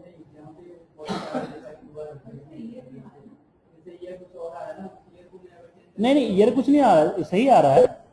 आपने डेट में कन्वर्ट किया तो आपने सिर्फ 1 डाला है ना, तो 1 तो वही होता है। 1 मतलब क्या हुआ? फिर कंप्यूटर तो क्या उठाएगा? एक दिन कब हुआ था? 1 जन 1900 को कंप्यूटर के लिए आपने नंबर 1 डाला, अब उसको डेट फॉर्मेट में कन्वर्ट कर रहे हो, तो सिस्टम के लिए एक दिन हुआ। एक दिन कब हुआ था उसका? अगर मैं यहाँ पे 32 डालता हूं तो यहाँ पे क्या होगा? फर्स्ट फाइव है। अगर मैं यहाँ पे 366 दिन डालूं तो क्या होगा?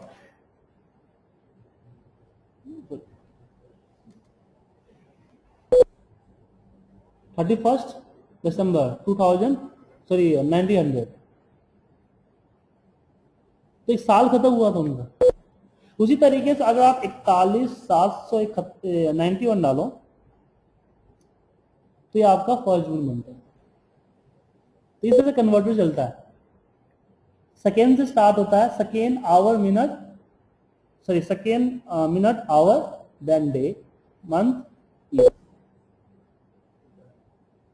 24 घंटे होते क्या होता है? अगर आप यहाँ पे 24 घंटा डालते हो टाइम अपना, 24 घंटा डाला आपने, तो ये क्या बन जाता है?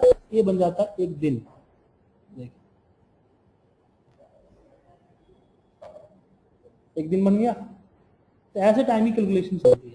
तो इसलिए किया गया है ताकि हम टाइम की कैलकुलेशन कर सको। क्योंकि ये जो 10 जोड़ रहे हैं हम 10 जन 2014 में नहीं जोड़ रहे हैं, ये जोड़ रहा है इस पे, इस नंबर में जोड़ रहा है। ठीक है, ये टाइम की जरूरत है क्योंकि डेट एंड टाइम पे काफी हमें कंफ्यूजन होती है। अब नाउ प्रॉब्लम ये आता है कि मुझे बार बार जब मैं पेस्ट वैल्यू करता हूं और मुझे बार बार इस पर अपनी फॉर्मेटिंग चेंज करना पड़ता है, डेट की फॉर्मेटिंग डालना पड़ता है, क्योंकि डेट भी एक फॉर्मेट ही है। जब पेस्ट वैल्यू करता हूं तो पेस्ट वैल्यू की प्रॉपर्टी क्या है कि जहां से कॉपी हुआ है उसकी किसी भी तरह की फॉर्मेट को लेके नहीं आना। डेट ऑलरेडी एक फॉर्मेट है, तो छोड़ के आता है, तो बार बार आपको फॉर्मेटिंग यहाँ पे अप्लाई करना पड़ रहा है। तो जब आपको ऐसी प्रॉब्लम फेस हो तो आप क्या कीजिए, जब आपको डेट वगैरह टाइम वगैरह कॉपी पेस्ट कर रहे हो तो उस केस में पेस्ट स्पेशल में आप पेस्ट एज ए वैल्यू मत लीजिए, आप लीजिए value and number format. Values and number format, जो नंबर की फॉर्मेटिंग होती है जैसे डॉलर का साइन लगा है, रुपीज का साइन लगा है, कॉमा लगा है, डेसिमल्स लगे हैं, ये सब नंबर के फॉर्मेट होते हैं। वो सारी फॉर्मेटिंग के साथ आपका पेस्ट होगा। बाकी फॉर्मेटिंग जैसे कि बॉर्डर है, कलर है और बाकी जो चीजें होती है वो चीजें नहीं है।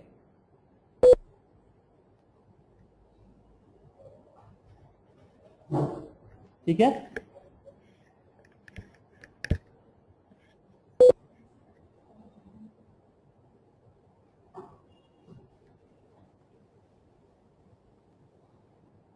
तो पेस्ट स्पेशल में समझ में आया आप लोगों को या रिपीट करूं कोई?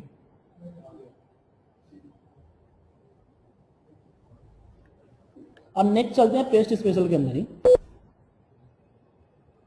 पेस्ट स्पेशल में एक चीज होता है, जैसे 25 लिखा हूं, यहाँ पे मैं 20 लिखा। जनरली आप इसको कॉपी करके इस पे पेस्ट कर दो तो क्या होगा,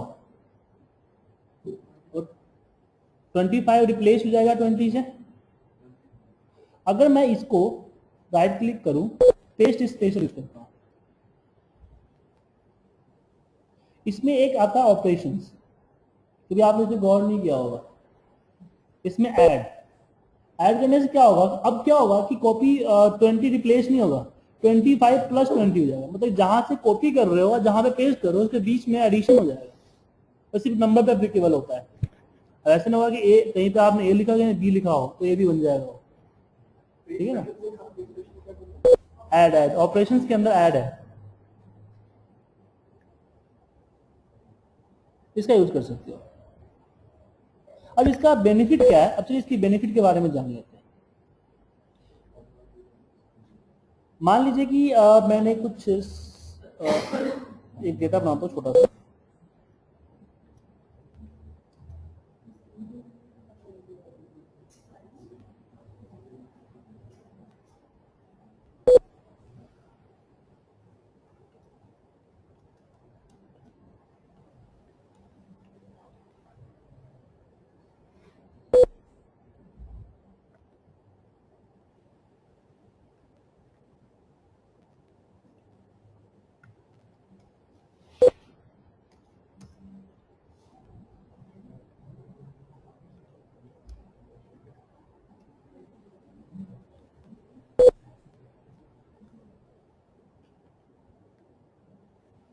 अब ये डेटा सिंपल सा मान लीजिए सेल रिपोर्ट है कि डे के हिसाब से सेल रिपोर्ट है, या आपने किसी को मेल किया, कोई भी आपके जो भी कंसर्न पर्सन है, उन्होंने रिवर्ट किया कि मुझे इनकी फिगर से मतलब नहीं है कि अगर पुनीत ने डे 1 में 26 सेल की है मुझे उससे मतलब नहीं है।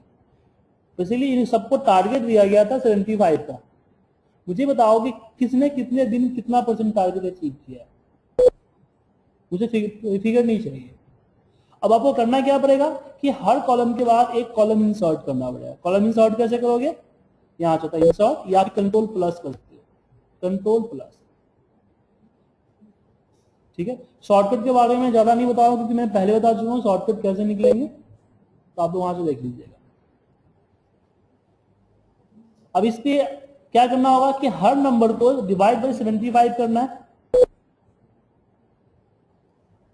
फिर ए इसमें आएगा, फिर से परसेंटेज से सैम्पल अप्लाई करके नीचे तक ड्रैग करना है, देन कॉपी करना है और इसको क्या करना है पेस्ट एज ए वैल्यू, ताकि ए फिगर इस पे आ जाए।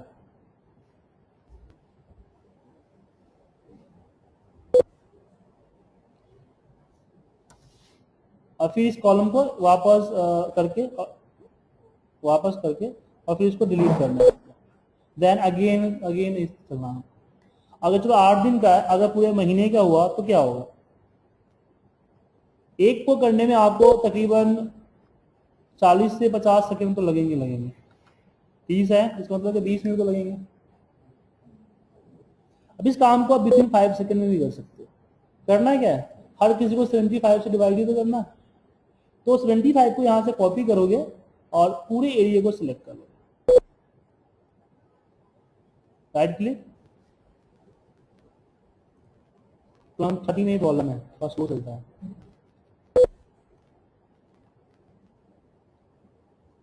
पेस्ट स्पेशल और फिर इसमें हम यूज करेंगे यहाँ पे डिवाइड।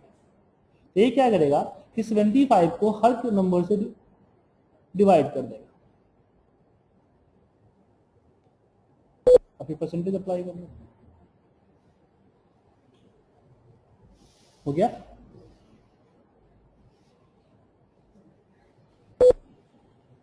अब इसमें मान लीजिए कि अब चलो 75 तो एक नंबर था, अब हर किसी का टारगेट अलग है। मैं इसको क्या करता हूँ, एक मैंने 2007 में उठा के ले जाता हूँ, फिर वो दिक्कत देगा इसमें। ठीक है, अब क्या है कि मैं क्या करता हूँ कि इसको कॉलम क्या हुई कि आपके पास हर किसी का अलग अलग नहीं है, मतलब कि हर किसी का अलग अलग आपका एक नहीं है, अलग अलग इसका ये है टारगेट है। मान लो कि ये आपका सेल्स है, ये आपका टारगेट है। अब तो मुश्किल हो गई, तो आप 1 to all या all to all कर सकते हो, 1 to many या many to many कर सकते हो। मतलब कि आप इसको वापस इसको कॉपी सेलेक्ट कीजिए, कॉपी कीजिए और इसी के ऊपर कर्सर रखिए, राइट क्लिक, पेस्ट स्पेशल, और इस पे आप कर सकते हो डिवाइड।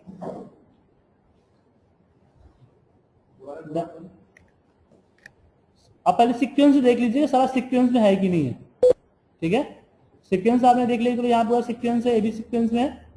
देन पूरे एरिया कॉपी कीजिए और यहाँ स्टार्टिंग पे जाइए, कर्सर रखिए, आप सिलेक्शन भी बना सकते हो आप, right click, paste special, then divide.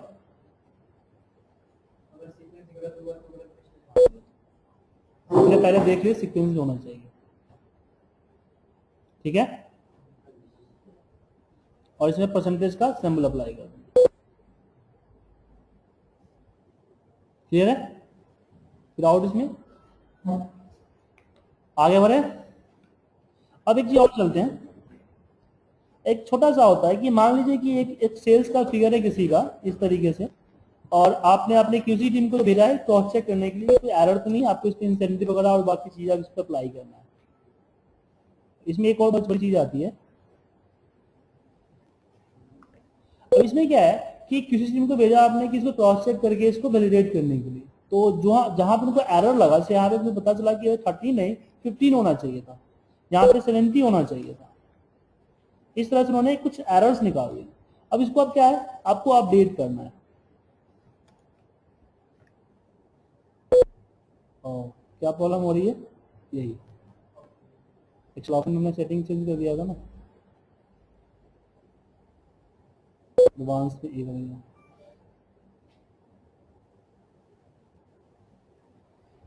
15, 70 and 40 इस तरीके से आपको अब इसको अपडेट करना है। तो क्या होता है, एक एक कॉपी करके पेस्ट करोगे इस तरीके से, कि अदर सोल्यूशन है आपके पास।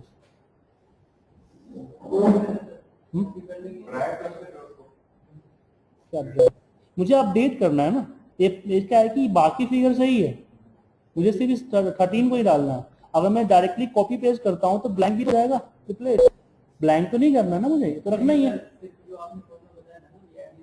तो ऐड नहीं करना है ना, 15 को 15 चाहिए। अगर मैं ऐड करूंगा तो 13 प्लस 15 हो जाएगा, अगर मैं ऐड करता हूं तो क्या हो जाएगा 13 प्लस 15, तो ऐड नहीं करना ना मैं। क्या रिप्लेस वैल्यूज, हाँ, अगर केस करते प्रॉब्लम है फिल्टर में, आप एक टू अदर कर सकते हो, 1 to मैनी, पर मैन्यू टू मैनी नहीं कर सकते हो। वही तो मैं आपको नहीं, अब सारे ऑप्शन एक एक करके मत बताओ, आपने जो बताया वो तरीका है, लेकिन जो तरीका बताया गलत बता रहे हो आप, सॉरी इसमें आपने ब्लैंक हटाना था ना, आप ये बोलो ना ब्लैंक हटा दिया, अब फिर इसको कॉपी पेस्ट कर दो, गलत है, क्योंकि आप फिल्टर में एक को कॉपी करके सब पे पेस्ट कर सकते हो। हाँ तो बात तो ही होगी ना फिर।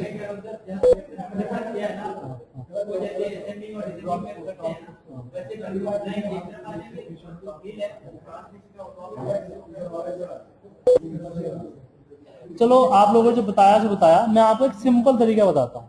बेसिकली करना है कि हमको कॉपी में ब्लैंक को स्किप करना है। तो आपके पेस्ट स्पेशल के अंदर में आपने अभी देखा नहीं, जब मैं पेस्ट स्पेशल पढ़ा रहा हूँ तो टॉपिक में पेस्ट स्पेशल से ही पूछूंगा ना। यहाँ पे देखिए स्किप ब्लैंक सिंपल लिखा हुआ है, वो ब्लैंक को स्किप कर देगा, उसी चीज को पेस्ट करेगा जो आपका ऑलरेडी फिल है। 15 पेस्ट किया, 70, 40, 80, बाकी को छोड़ दिया उसने। ठीक है, क्लियर है? ट्रांसपोज आता है आप लोगों को? सिखाने की जरूरत है? किसी को सीखना है ट्रांसपोज? चलो सिखा देता हूं।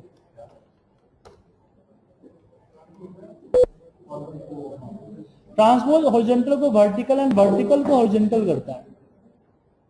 जैसे कि आपने इस तरह का डेटा लिखा हुआ है, अब इस तरह का डेटा को आपको ऐसे नहीं चाहिए था, आपको इस तरह चाहिए कि आपका मंथ यहां होता, सेल आपका यहां होता,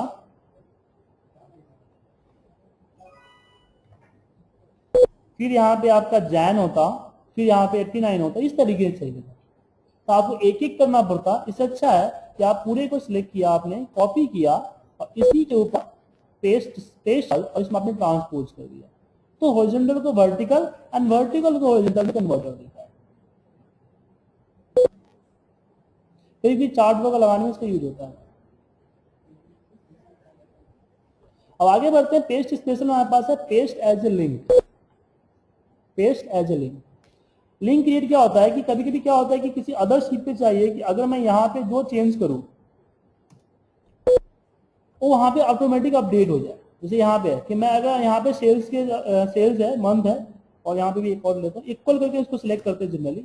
अब मैं यहाँ पे फैब करूं तो ये ऑटोमेटिक आपका फैब यहाँ पे कन्वर्ट हो जाए। तो आपको क्या करते हैं हम लोग कि हम लोग एक बार यहाँ पे इक्वल प्रेस करके हम इसको लिंक करते हैं और फिर एंटर मारते हैं, देन इसको नीचे तक ड्रैग कर सकते हो। ये कभी कभी हर चीज नहीं करना होता, थोड़ा बहुत करना होता है, या फिर आपको बहुत सारा डेटा है तो थोड़ा डेटा लेके जाना है, तो आप सिलेक्शन बना लो जितने एरिया में करना है आपको, देन कॉपी करो और पेस्ट एज ए लिंक करो। Paste special, paste as a link, ये लिंक बन गया। अगर मैं यहाँ पे कुछ भी चेंज करता हूँ यहाँ अपने आप अपडेट हो जाएगा। जरूरी नहीं कि सेम सीट पे हो, इसको उठा के किसी अदर सीट पे या किसी अदर फाइल पे कर सकते हो। हाँ कर सकते हो। जैसे ये देखो, मैं अभी बुक 5 पे हूँ, मैं बुक 3 पे गया और फिर यहाँ पे करता राइट पेस्ट स्पेशल और इसमें करता हूँ मैं पेस्ट एज ए लिंक। यहाँ पे अगर मैं चेंज करूँ, यहाँ पे अगर मैं 125 कर दिया, ये 125 जो है तीनों जगह पे हो गया, यहाँ भी हो गया, इस सीट पे भी हो गया और आपका बुक 3 पे भी हो गया। जस्ट कॉपी करो, यहाँ पे चाहिए आपको लिंक, वहां पे कर्सर रखो, right click, paste special, paste as a link, दूसरी फाइल में भी हो जाए। और किसी को, हाँ इसी की बात कर रहा हूं, तो अगर मैं किसी को मेल किया, अब जब बुक 3 को मेल किया तो लिंक किससे, हमारा बुक 5 से है। अब बुक 5 वहां तो मिलेगा नहीं, फिर एरर हो जाएगा। इसलिए जब किसी को मेल करेंगे तो इसको हम पेस्ट से वैल्यू कर देंगे। इसका सबसे अच्छा यूज होता है, आप अपने ऑफिस में जब रिपोर्ट बनाते हो तो एक रिपोर्ट होगा, उसमें 3-4 शीट होंगे, तो आपका डेट जो होगा तो हर शीट पे होगा।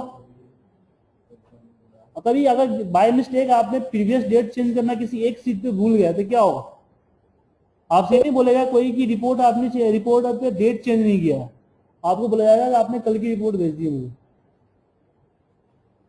तो आप क्या करो कि एक जो फर्स्ट सीट है उसका डेट रखो मैनुअल, बाकी को उससे लिंक कर दो। एक चेंज करोगे पूरे सीट्स की डेट चेंज हो जाएगी। या फिर जो ऐसा टॉपिक, कुछ ऐसी आपकी चीजें हैं जो फर्स्ट सीट पे होती है तो हर एक सीट पे होती है, तो उस चीज को इससे लिंक कर सकते हो, ताकि आपको बार बार कॉपी पेस्ट या बार बार टाइप करने की जरूरत ना हो। एक चेंज करो, अपने आप सारा चेंज हो जाए। ये देखिए, जैसे कि मैंने यहाँ पे डाला डेट, अब मुझे क्या है कि ये डेट जो है तीनों सीट पे चाहिए होता है।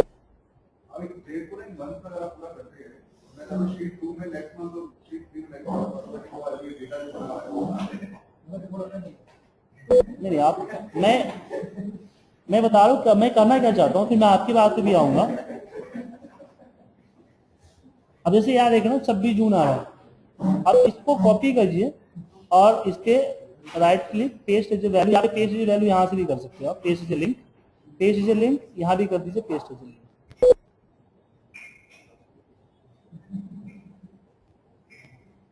पेस्ट एज लिंक, ठीक है। अब मैं यहाँ पे अगर मैं 27 तारीख किया तो देखिए यहाँ भी 27 ऑटोमेटिक हो गया, यहाँ भी हो गया। उन्होंने बताया कि नेक्स्ट मंथ आ जाए, मतलब कि ये 27 हो जून है तो अगले डेट पे 27 जुलाई आ जाए, तो उसके लिए आपको इससे नहीं होगा, फॉर्मूले से होगा। तो उसके लिए फॉर्मूला डालना पड़ेगा आपको, ई डेट का फॉर्मूला, ई डेट, इसको पहले वाले सीट पे जाकर डेट को सिलेक्ट करके कॉमा 1 कर दो, ठीक है। प्रोजेक्टर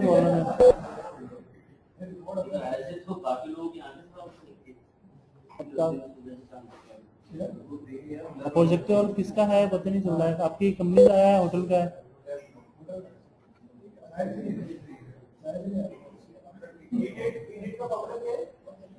ई डेट का फॉर्मूला होता है इलेक्ट्रॉनिक्स डेट, डेट को डिफरेंस में कन्वर्ट करने के लिए होता है। ई डेट प्लस डेट और मंथ इंटरवल जो है आपको मंथ का इंटरवल डाल दीजिए, डेट सिलेक्ट कीजिए और जो इंटरवल चाहिए, जितने महीने का गैप चाहिए वो डाल दीजिए। वो हाँ डेट फिक्स रखता है, जैसे 27 तारीख है, हर महीने 27 तारीख फिक्स रखेगा, मंथ चेंज करता है।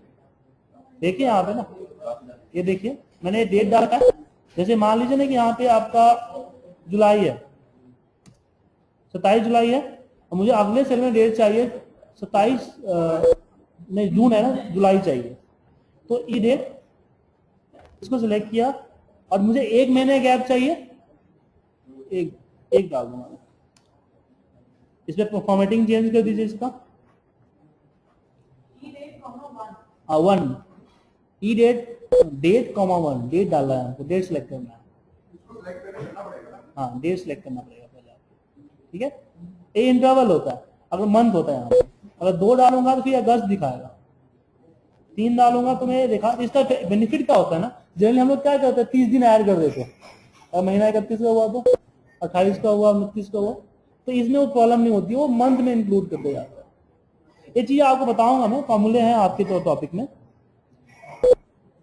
तो पेस्ट स्पेशल समझ में आ गया आप लोग को, विदाउट। अब बात करते हैं हम नंबर फॉर्मेटिंग, फॉर्मेटिंग की बात करते हैं। फॉर्मेटिंग बेसिकली थोड़ा बहुत तो आपको आता ही होगा, बोर्डर से अप्लाई करना, कुछ ऐसे ट्रिक्स है फॉर्मेटिंग को मैं आपको बता देता हूँ। जैसे कि अगर मैंने यहाँ पे मैं अपना नाम ही लिखता हूँ जीत कुमार, तो क्या होगा, अभी क्या है सेल से बाहर जा रहा है, अगर मैं अगली सेल में कुछ टाइप किया तो फिर कट जाएगा प्रिंटिंग में या फिर व्यू में। हम क्या करते हैं, इस पर डबल क्लिक कर देते हैं तो ये ऑटो फिट हो जाता है, बड़ा हो जाता है, इसको चाहिए साइज चला जाता है। अब प्रॉब्लम होता है कि मैं इसको बड़ा नहीं करना चाहता हूँ, मैं चाहता हूँ कि इसी के नीचे आ जाए, तो उसको रैप बोलते हैं, रैप कर देंगे, रैप टेक्स्ट, ऊपर यहाँ रैप टेक्स्ट अप्लाई कीजिएगा तो इसके नीचे आ जाएगा आपका, ठीक है। लेकिन कभी कभी क्या होता है कि मुझे टाइपिंग करते समय ही चाहिए होता है, जैसे कि 125 लिखा, अब रैप तो अपने हिसाब से होगा, मुझे अब 3 के बाद जो नीचे लिखा वो नीचे लिखना है, तो आप टाइपिंग करते समय ऑल्ट एंटर प्रेस कीजिए, आपका कर्सर नीचे आ जाएगा, ऑल्ट एंटर,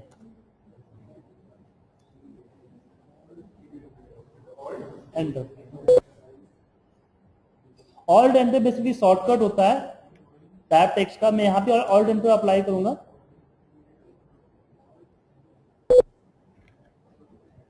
कर्सर रख के जहां पे कर्सर होगा और टूट के नीचे आ जाएगा। नहीं, ऑल्ट एंटर साथ में करना ना, ऑल्ट प्लस एंटर कर दीजिए,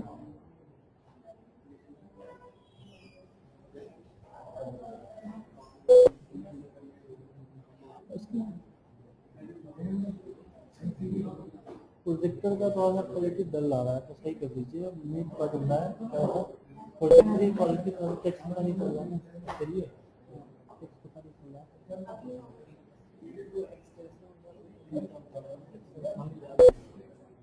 देखना ऊपर जो है ये ठीक रेडी है सर, ठीक है।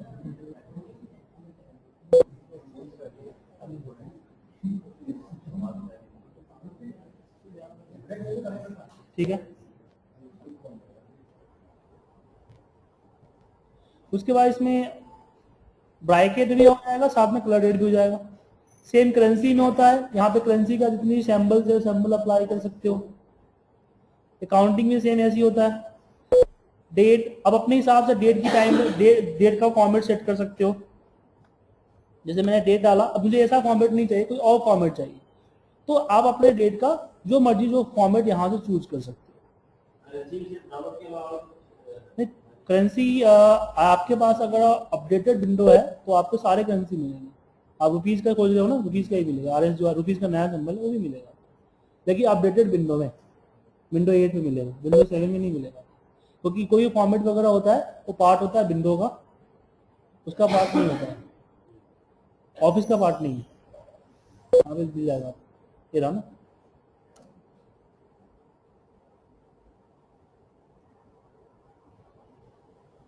ठीक है, अगर नहीं, अगर आपके पास ओल्डेस्ट वर्जन है तो मैं बताऊंगा किस तरह से इसे यूज करते हैं, ये मैं आगे क्लास आगे बताऊंगा क्या करना। सेम इस तरह टाइम का फॉर्मेट अपने अकॉर्डिंग चेंज कर सकते हो। अगर आपने टाइम लिखा, अगर टाइम कभी कभी क्या होता है कि इस तरह से डेसिमल में हो जाता है, जैसे कि मैंने आपको बताया था कि डेट एंड टाइम जो है इस तरह से कैलकुलेट होती है, तो इसको अगर आप चेंज करना चाहते हो तो आप इसमें फॉर्मेट सेल में चले जाओ, यहाँ पे इस फॉर्मेट में चले जाओ और टाइम का यूज कर लो। इस टाइम का फॉर्मेट है, जो फॉर्मेट चाहिए 24 आवर का या फिर 8 आवर का, 12 आवर का, जो चाहिए वो ले। लेकिन टाइम पे ध्यान रखिएगा कि कभी कभी क्या है कि अगर हम मोर देन 24 आवर लिखते हैं, जैसे कि मैंने लिख दिया किसी का आपने ओवर टाइम कैलकुलेट किया 47 आवर, अब क्या है कि अगर एक जनरल फॉर्मेट में चला गया, नंबर बन गया, अगर इस पे अगर टाइम का फॉर्मेट आप अप्लाई करते हो तो थोड़ी सी प्रॉब्लम होगी। यहाँ पे अगर इसमें से जो टाइम अप्लाई करते हो कोई भी मोर देन 24 आवर नहीं देगा, 24 आवर के बाद ऑटोमेटिक एक बन जाएगा। जैसे यहाँ पे देखिए मैंने अगर ये सिलेक्ट किया तो यहाँ पे देखिए 23 बन गया, क्योंकि 27 था, क्योंकि एक बता रहा है 1 दिन और 23 घंटे। तो ऐसी सिचुएशन में आप क्या करोगे, तो सबसे लास्ट वाला है ना 373055, सबसे लास्ट का जो ऑप्शन है वो अप्लाई कीजिए। 37 का फॉर्मेट बोलते हैं लोग। अभी का टाइम अगर आप प्रिंट करना चाहते हो जस्ट, तो आपको यूज करना